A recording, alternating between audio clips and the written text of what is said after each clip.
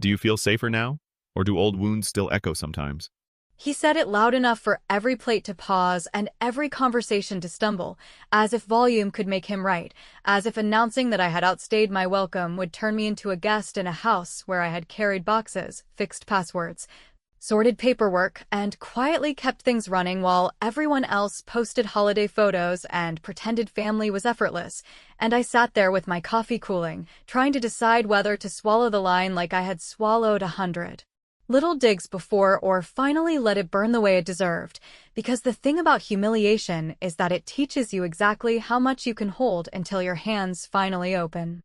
The table did what families do when someone draws blood without touching skin. There were polite coughs and clinks and that careful silence where people pretend they did not hear a thing so they will not have to take a side. And my aunt leaned toward her plate as if it had suddenly become fascinating, and my brother found something incredibly urgent in his phone, and my mother smiled that tight smile that says both not now and never. And my father leaned back like a man who had just solved a problem by naming it, and I felt something in me step out of the old role where I make it easy for everyone, where I laugh it off, where I say it is fine, because it is not fine and it has not been fine for a long time. I did not raise my voice or make a scene, because nothing delights a bully more than the microphone you hand him when you lose your temper, so I took a slow sip and thanked everyone for the invitation like a normal person at a normal brunch. And then I asked my cousin about her new job and told my nephew that the deviled eggs were as dramatic as he said they were, and if anyone thought I was backing down they were not paying attention, because calm is not surrender when it sits on top of a decision. And a decision had been made somewhere between the ham and the side-eye. It would be easy to tell you this was about a single sentence at a holiday table, but you and I both know these explosions are built with months and years of small pieces, with every time I was told I was too sensitive, with every favor I did that became invisible the second it was completed, with every shift I covered and bill I paid and errand I ran while being told I was lucky to be under the same roof. And the truth is I moved back for reasons that were not noble or tragic but ordinary and messy. A lease that ended the same week a relationship did, and a job that went remote, and a chance to reset without pretending I had not been knocked flat, and I told myself it was temporary and grown up and practical. And it was all of those things until it turned into a scoreboard I did not know we were keeping. My father has this way of acting like any help I give him is an interest-free loan he never asked for and also somehow a debt I owe. And for a while I let that framing live in the house because I thought if I just kept doing what needed to be done we would get past the pride on both sides and find something kinder in the middle. But pride is a jealous roommate and it spreads into corners you thought were safe. And when he looked around that table like a foreman dismissing a temp worker and told me I had outstayed my welcome, I realized he liked the story where I was the dependent, and he was the host more than he liked the truth, and once you see someone's favorite story you cannot unsee it. I wanted to say 100 things right then. I wanted to list receipts and dates and hours, and the way I kept the mail sorted by category so nothing would be missed. I wanted to remind him of every appointment arranged and every form submitted and every late notice avoided because I kept the wheels greased. But you do not win anything worth having by dumping evidence on a table full of people who have already decided this is just a family tone and I should not take it personally, so instead I swallowed a speech that would have made me feel righteous for about 5 minutes and miserable for a week, and I did something that felt better than winning an argument, which was to let him have the moment like a toddler grabbing a toy while I mentally reached for the plug that actually powers the room. When the server came with the check, I waved her over and told her to split it the way the table had split its morals, which is to say make mine separate, put the extra charges that he ordered after the toast on his side.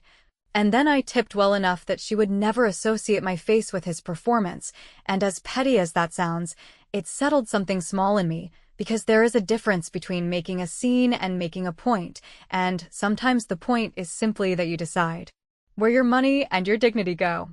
We said our goodbyes with the usual choreography, the air kiss distance and the see you soons that everyone knows are mostly for show. And my mother gave me a look on the porch that said she wished he would keep his voice down, and I gave her a look back that said I wished he would keep his opinions down. And neither of us said what we meant because both of us have become experts at not making the house feel like a courtroom, and I drove away with the radio off because I wanted to hear my own thoughts without the soundtrack that usually tells me to be nicer, be smaller, be grateful. In the driveway, I sat for a minute and laughed once, not the happy laugh, but the one that leaks out when your body realizes you are done asking permission to stand up, and I went inside and pulled the file box from the closet. The one with the tabs no one notices unless I am out of town, and I checked the dates I knew by heart, and I looked at the calendar, and I thought about the sentence he had gifted me at the table, and then I stepped into the bathroom, locked the door that never gets locked, and called the number on the back of my card to ask a very simple series of questions about recurring transactions, authorization levels, and what happens when the person funding an arrangement decides that arrangement has reached its natural end. And the woman on the line told me, very calmly, that I had more control than I was acting like I had, and I thanked her, very calmly, as I set a block that would make the next poll require my explicit approval. I walked back to the kitchen and poured myself water like it was any other afternoon, and my hands were steady in a way they had not been in months, and I told myself I would pack tonight, and tomorrow I would say what needed to be said without shouting. And for the first time since I moved back in, I believed myself, because the decision was not a threat or a performance, it was a line, and once you draw a line you realize how long you have been walking a circle around it. He thinks the house is power, and the table is power, and the family is power because he gets to host the holiday and make the toast and set the rules, but power is not a chair or a speech, it is the quiet ability to change what happens next. And as I zipped the first suitcase pocket and set it by the door, I understood that he had no idea what I could change with a single call and a little spine, and that is when I decided I would let him find out the way men like him always do, which is not from a lecture or a scene, but from a bill that does not clear and a daughter who does not flinch. And if you are wondering whether that was too far or just far enough, I suggest you ask me tomorrow morning when I tell him exactly what I did and watch the fork that has never dropped come close enough to count. Back in my room, with the suitcase open on the bed like a deadline I had given myself, I started doing the kind of packing that is less about clothes and more about shaking the dust off a life you built for other people. Because every sweater I folded reminded me of a pharmacy run I did at 9 at night, and every pair of jeans I rolled reminded me of a conversation with an insurance rep where I said I was the authorized caregiver and yes, I could verify the member number and date of birth and primary physician, and as the pile grew I realized that I had been living in a hotel of responsibility where I paid the minibar charge and left the room cleaner than I found it, and still got told at checkout that I was lucky to have stayed at all. The file box was where I always keep it, under the desk with the cracked wheel that no one ever fixed, because someone like me always makes broken things usable, and when I lifted it onto the bed and opened the lid, the neat rows of labeled folders felt like a timeline of a story that the main character had not read, since here were the hospital statements with my notes in the margins. And here were the explanation of benefits letters that I translated into normal language, and here were the screenshots of every portal login I set up because he would never remember the passwords he insisted on choosing, along with the call logs where I spoke to billing offices and specialty pharmacies, and the case manager with the kind voice who always said, "We appreciate everything you do," and I smiled like it was enough while carrying the weight of being appreciated instead of respected. I pulled up the insurance portal and took a breath I did not realize I had been holding for months, then clicked through to the profile where my phone number sat in the slot labeled primary contact. And I changed it to his mobile because responsible adults can be responsible for their own affairs when they insist on being the authority in the room, and I removed my email from the alerts that had been arriving at 6 in the morning and 9 at night, and I unchecked the box that allowed pharmacy refills to auto-bill to my card, and I updated the payer of record on the hospital account from my name to his, which is not cruelty and not sabotage. It is simply returning a wallet to the person who owns it after he declared he did not want me in his house any longer than necessary. You would think these moves would feel vindictive, but what they felt like was clean, like rinsing a glass that someone kept smudging with the same fingerprints, because when you stop keeping the machine running, You learn which sounds in this house were gratitude disguises, and which were just the hum of a daughter doing free labor, and, while the portal spun its little progress circle, I pulled my purse from the closet and retrieved the secondary card I had added for the pharmacy counter. The one I slipped to my mother on the day the line stretched past the greeting cards and she was shaking because the new medication had a price that should never sit between a person and the thing that makes breathing easier. And I slid that card into my wallet and said out loud to no one, if they ask tomorrow why the auto pay did not go through, they can ask the person who told me I was a burden. And then I will happily explain the concept of boundaries like it is a new pill he has to take with food. Packing gives you time to think whether you like it or not, so while I rolled socks and taped the lids of my shampoo and marked a box fragile even though nothing inside it is, I did the audit women like me always do in their heads, adding up the months of co-pays and the hours on hold and the weekend mornings spent chasing referrals, adding up the rides to imaging centers and the texts to nurses and the careful wedge I kept between his temper and the people who were trying to help him, and because I know numbers better than he thinks, I also added up the soft costs, the holidays I spent planning menus around what he could eat, the workdays I dragged into the evening after clinic calls ran long, the friendships that thinned because I said no too often with the kind of apology that wears down your spine, and the total looked like a bill no one wanted to open, which is exactly why I stopped paying it. My mother knocked once and let herself in with that careful way she has when she wants to ask for a favor without naming it, and she sat on the chair by the window and said he did not mean it like that,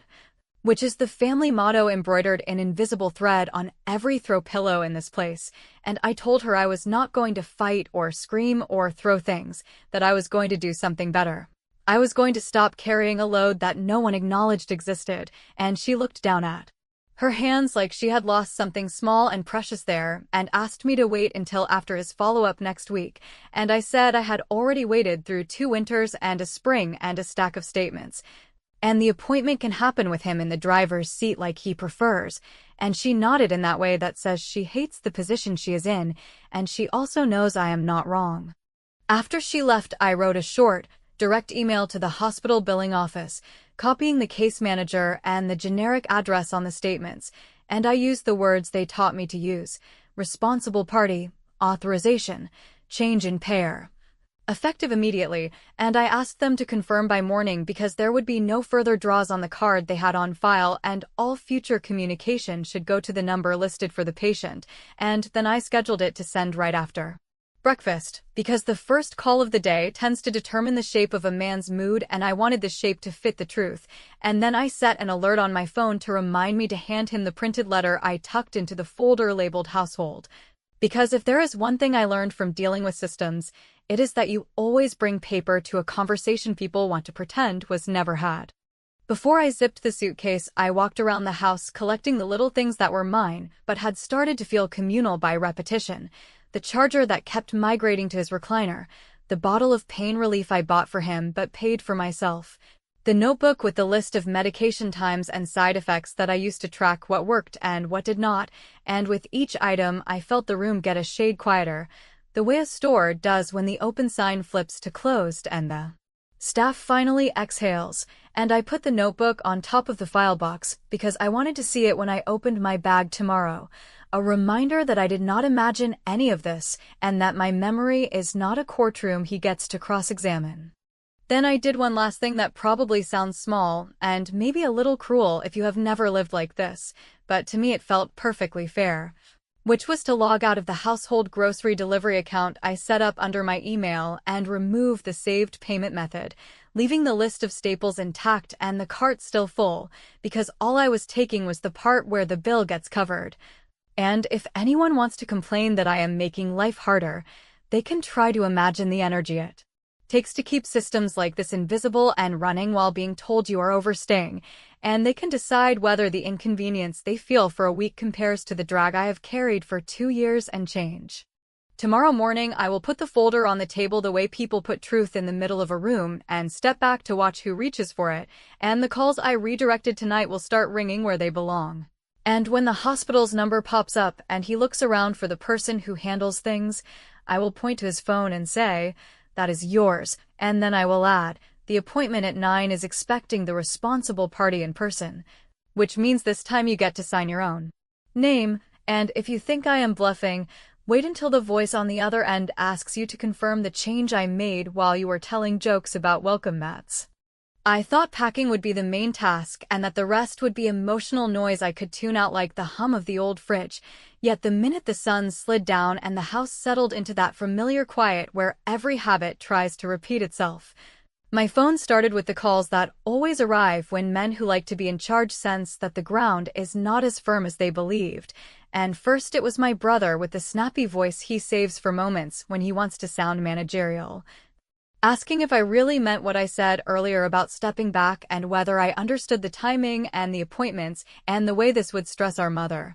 And I told him that I understood the timing better than anyone because I had been the one building the calendar bricks for 2 years while everyone else admired the finished wall, and that I had already ensured the hospital would speak to the patient directly, and that if he wanted to be useful, he could be present tomorrow morning when the clinic line rings, which he found offensive because usefulness was never his preferred role when there were opinions to offer instead of actions to take. He tried the old dance where guilt leads and responsibility follows a few steps behind, pretending it cannot hear the music, and he asked whether I was punishing our father for an ugly sentence said at a holiday table. And I told him that punishment is when you impose a cost that does not belong to someone, while what I was doing was returning a bill to the person whose name is printed at the top, and if he wanted to debate that point he could bring receipts, because I had mine tabbed and dated. And I do not mean the petty kind like who bought the ham or who tipped the server. I mean the kind where you spend your lunch breaks on hold with people who will only move the file if you say the exact phrase written on a form you memorized out of necessity. And he went quiet in the way people do when they realize the performance they rehearsed will not work on the current stage. Once that call ended, I opened the banking app that has been both a lifeline and a leash and reviewed the little network I built to keep things from falling apart.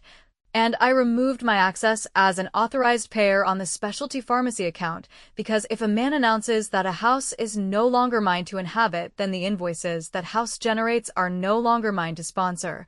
And I revoked the auto-pay link on the clinic's portal with the same steady fingers I used to set it up, and I placed a simple note in the app memo field that said, "Patient will assume direct payment starting the cycle," which looks almost boring on the screen yet felt like a hinge swinging a door that had been stuck for far too long.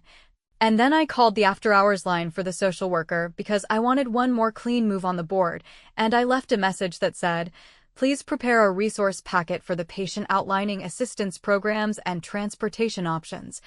as the caregiver who has been coordinating will no longer be available." And I said it without drama because the dignity here belongs to clarity, not to speeches.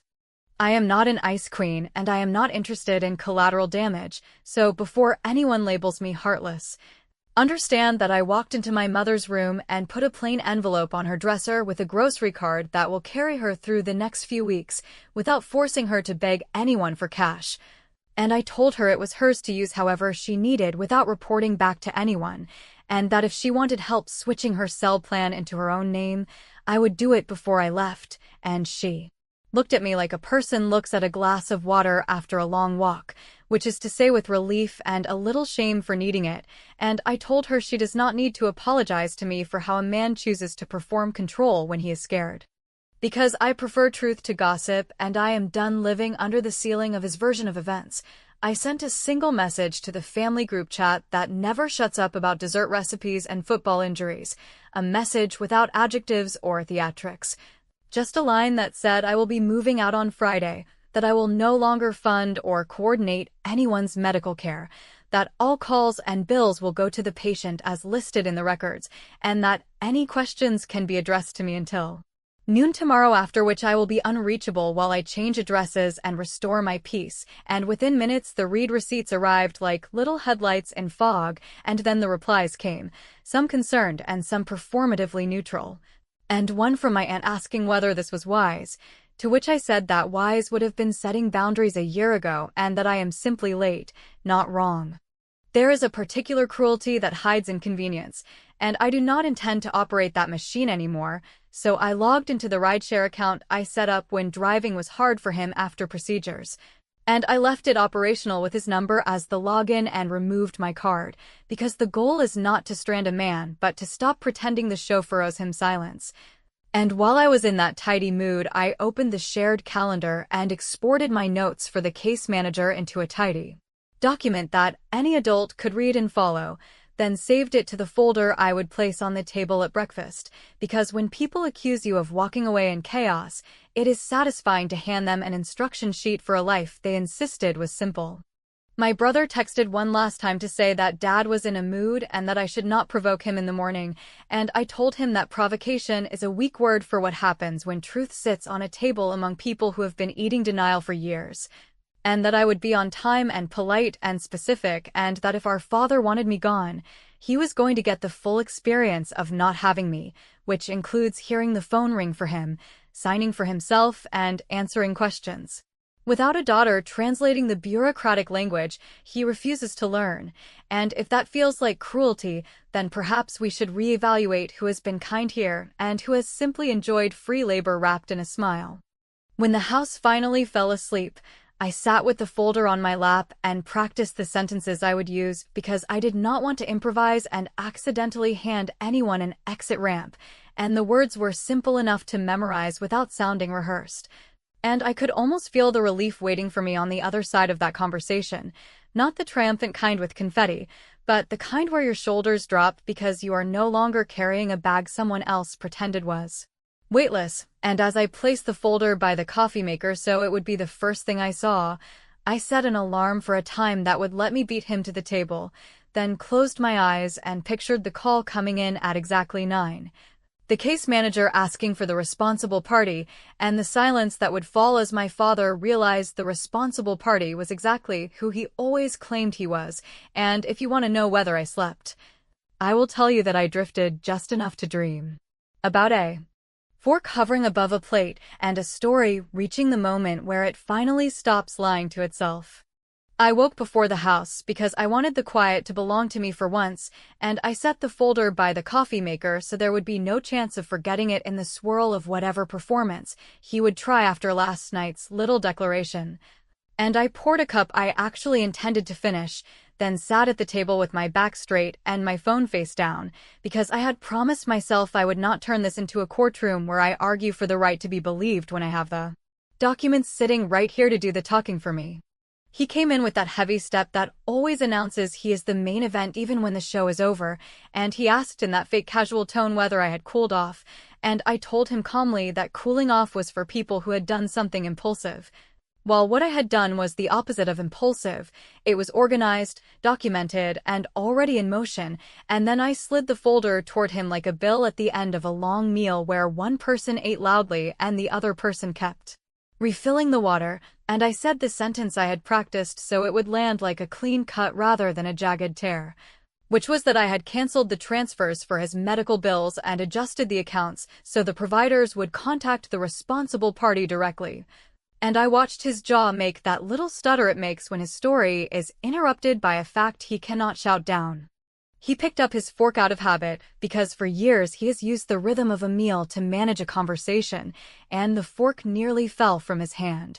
Not because he is clumsy, but because the weight of finally being the person who answers the phone is heavier than it looks, and he tried to laugh like this was a joke that I would admit was too far, and when I did not laugh he tried the father voice, the one that suggests authority even when authority is just volume, and he said we would discuss it later after he had his breakfast, and I said there was nothing to discuss because the changes were already confirmed, and that later would be occupied by calls he used to hand to me without warning and without gratitude. And if he wanted the old arrangement back, he could apologize to the bank, the hospital, the pharmacy, and the universe, because I am done being the soft place that absorbs his hard edges. My mother hovered like a weather system that wants to help and knows it cannot, and she asked whether this could wait until after his follow-up, and I told her that waiting is what built the trap I just climbed out of, that I believed in his dignity enough to return his life to his hands, and that if dignity feels like inconvenience, that is because someone else has been doing the hard parts and calling it love, which, to be fair, it was.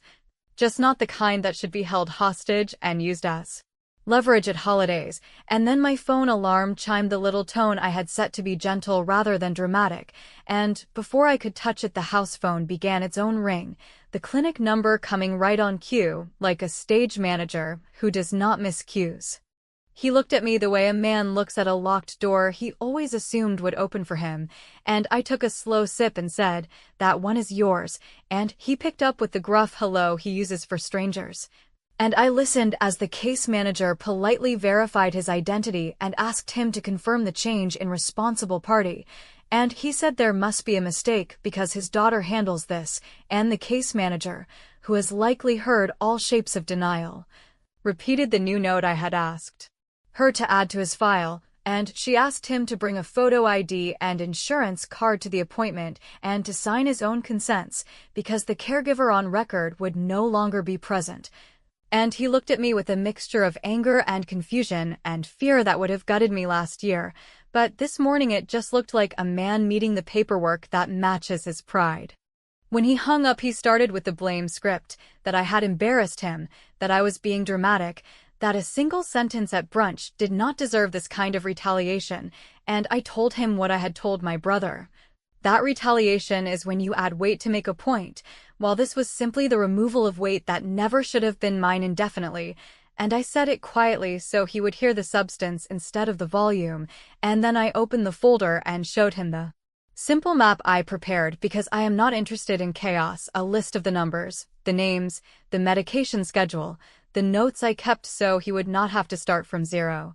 and the card with the transportation program that will send a car if he schedules it 24 hours ahead, and the reminder that the grocery delivery account now requires his card like any normal adult household does, and the written confirmation that the autopay has been discontinued with the effective date spelled out so he cannot pretend confusion when the next bill arrives. My mother said my name in that pleading way that wants me to soften the edges, and I told her that I had also requested a patient assistance review and that all it needs is his signature and proof of income, which he can provide during his visit, and that I had printed the forms so he would not have to navigate the website, and for a heartbeat I saw relief cross her face, because the plan is not cruelty dressed up as justice, it is simply justice with a plan, and if he wants to be the head of this family so badly, here are the tasks that Crown requires.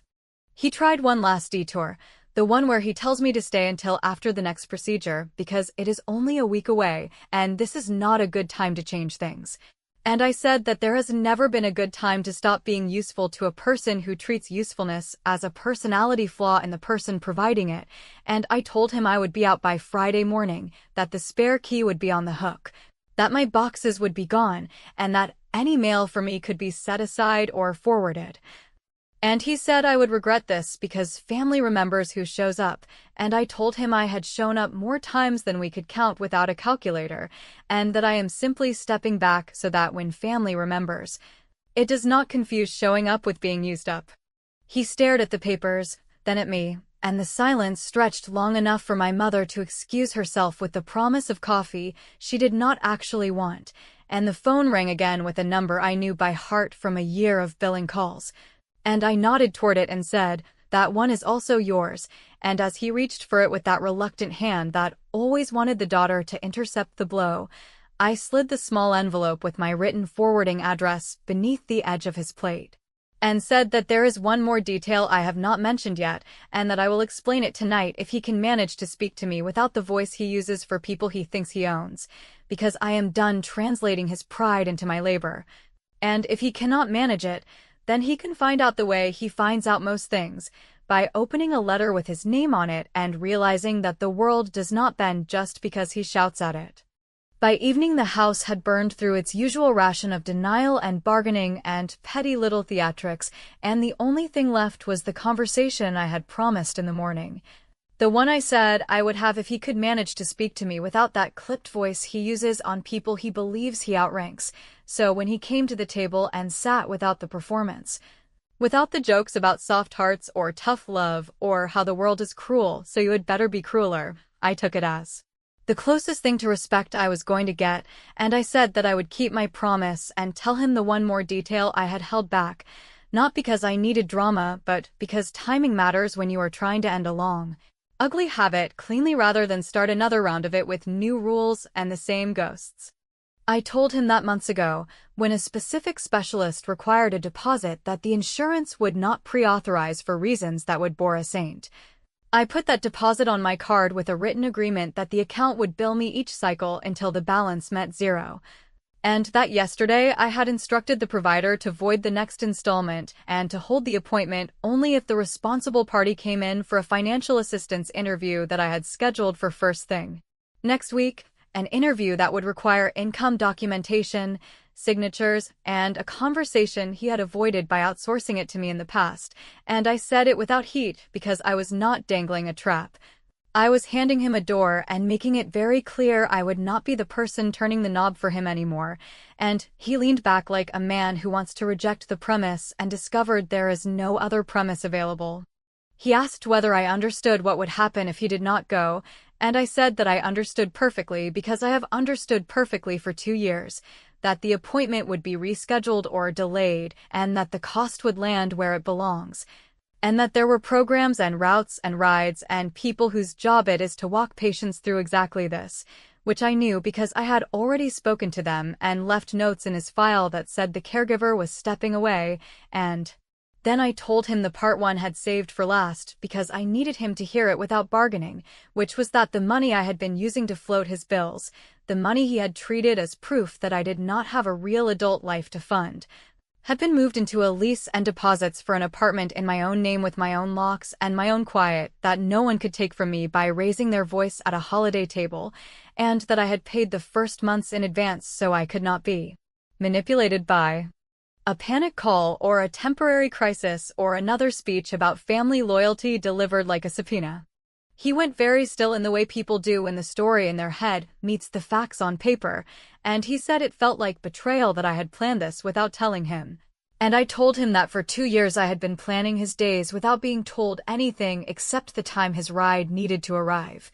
And that if he wanted to use the word betrayal we could put it beside the words I swallowed every time he introduced me as between situations like I was a shrug in human form, and that the truth was simple and not cruel, that I had finally made a plan for myself that could not be bulldozed by someone else's panic or pride, and that if he wanted to be angry, he could be angry at the mirror where the sentence from Brunch still hangs like a banner. Then I slid across the table a second envelope, not the one with my forwarding address, but one addressed to the family, with a letter I had drafted and scheduled to send in the morning after I left. A letter that explained in plain language without adjectives that I had stepped back, that I had created a rotating calendar for rides and calls and grocery runs that any adult in the family could sign up for with a link I included, that the account numbers and coverage details were in a shared document, that the case manager knew their names, that the hospital had resources, and that silence would be counted as a choice to abstain rather than a silent agreement that I should do it all. And I told him I would press send whether he liked it or not because I am done participating in the myth that one daughter equals a system and that everyone else equals applause. My mother came in quietly and stood behind him and said my name in a tone I had not heard since I was very young, not pleading and not angry, but something close to gratitude and fear braided together, and she asked whether I was safe and whether I had what I needed. And I said that I had paid the first months and set up the utilities and forwarded my mail, and that I would come by on Sunday to help her move her cell plan into her own name if she still wanted my help, and that there was a grocery card in the top dresser drawer that was hers alone, and I watched her shoulders lower in a way that told me she had been holding her breath for longer than any of us admitted.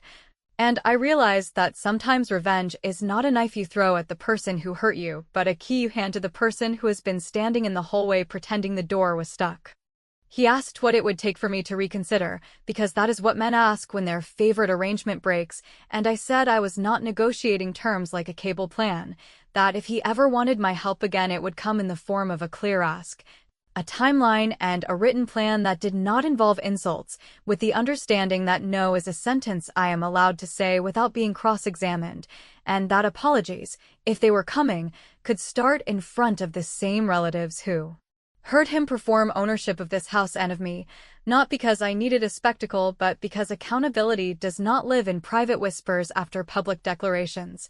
And he looked pained in the way proud men look when they finally see that the cost of pride is a check they have to sign with their own name. In the morning, I moved my boxes without ceremony, and when I set the spare key on the hook and handed my mother the neatly labeled binder and kissed her cheek, I did not cry and I did not gloat. I just felt something like balance return to a room that had been tilted for far too long, and I left the letter in the center of the table with the group calendar link circled, and the words "I will not be available after noon." And when I reached the driveway, my phone buzzed with a message from the case manager confirming that the financial interview was on the books and that the notes had been updated, and a minute later my brother texted a question about how to upload insurance cards, and I smiled in that tired, relieved way you do when a machine you built to replace yourself finally starts humming without you. If you are waiting for a dramatic apology, I do not have one to give you, not yet and maybe not ever, because some men arrive at regret the slow way. After bills and calls and chairs in waiting rooms and their own signature scrawled again and again until the shape of their name starts to mean something. But I can tell you this without any flourish at all, that by nightfall the first assistance form had been submitted and the grocery delivery had been paid for by the person eating the food, and the fork that almost fell yesterday was resting quietly beside a plate that no longer felt like a stage, and the silence in my new place did not ask me to be smaller or nicer or grateful to be allowed to exist. It just let me breathe. And if you want to call that revenge, you can, but it felt more like justice wearing work clothes, the kind that does not need applause because the win is obvious to anyone willing to look, and the last move, the one I saved for morning, was not cruelty at all. It was the simple, brilliant truth that I am not his plan anymore and never again will be.